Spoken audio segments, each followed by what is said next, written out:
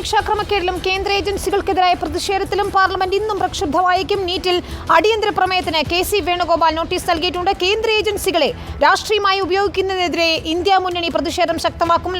ലോക്സഭയിൽ ഇന്ന് തുടങ്ങുന്ന നന്ദി പ്രമേയ ചർച്ചയിൽ പ്രതിപക്ഷം പങ്കെടുക്കുമെന്നും അറിയാൻ കഴിയുന്നു. ശരത് കെ ശശി നൽകും വിവരങ്ങൾ. ശരത്ത്, ഇന്ത്യ മുന്നണി ശക്തമായി തന്നെ പ്രതിഷേധിക്കാൻ ഒരുങ്ങുകയാണ്. നീറ്റ് വിഷയം, ഒപ്പം കേന്ദ്ര ഏജൻസികൾക്കെതിരായ പ്രതിഷേധം, ഏത് രീതിയിലാണ് പ്രതിഷേധ പരിപാടികൾ പദ്ധതികൾ തയ്യാറാക്കിയിരിക്കുന്നൊപ്പം അടിയന്തര പ്രമേയത്തിന് കെ.സി. വേണുഗോപാൽ നോട്ടീസ് നൽകിയിട്ടുമുണ്ടല്ലോ.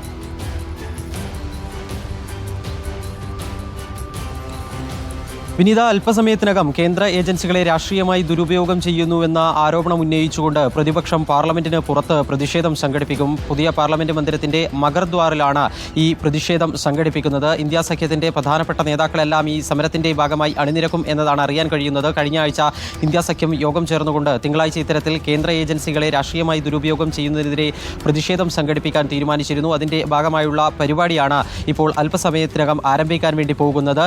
ദില്ലി മുഖ്യമന്ത്രി അരവിന്ദ് കെജ്രിവാൾ, അതുപോലെ തന്നെ ജാർഖണ്ഡ് മുൻ മുഖ്യമന്ത്രി ഹേമന്ത് സോറൻ അടക്കമുള്ള പ്രധാനപ്പെട്ട പ്രതിപക്ഷ രാഷ്ട്രീയ നേതാക്കളെയെല്ലാം തന്നെ കേന്ദ്ര അന്വേഷണ ഏജൻസികൾ വിവിധ കാലങ്ങളിലായി അറസ്റ്റ് ചെയ്തിട്ടുണ്ട്. ഇതൊക്കെ തന്നെ പ്രതിപക്ഷ ശബ്ദങ്ങളെ അടിച്ചമർത്തുന്നതിന് വേണ്ടിയുള്ള നീക്കത്തിന്റെ ഭാഗമാണ്.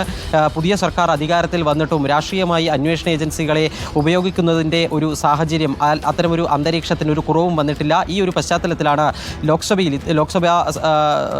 ലോക്സഭയ്ക്ക് മുൻപിൽ ഇത്തരത്തിലൊരു പ്രതിഷേധത്തിന് ഏതായാലും ഇപ്പോൾ പ്രതിപക്ഷ എംപിമാർ തയ്യാറാകുന്നത്.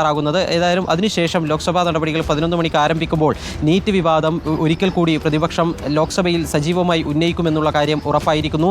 പ്രതിപക്ഷത്ത് നിന്ന് കെ.സി. വേണുഗോപാൽ, അതുപോലെ തന്നെ കെ. രാധാകൃഷ്ണൻ ഉൾപ്പെടെ കേരളത്തിൽ നിന്നുള്ള വിവിധ എംപിമാരടക്കം ഇപ്പോൾ അടിയന്തര പ്രമേയ നോട്ടീസ് നൽകിയിട്ടുണ്ട്.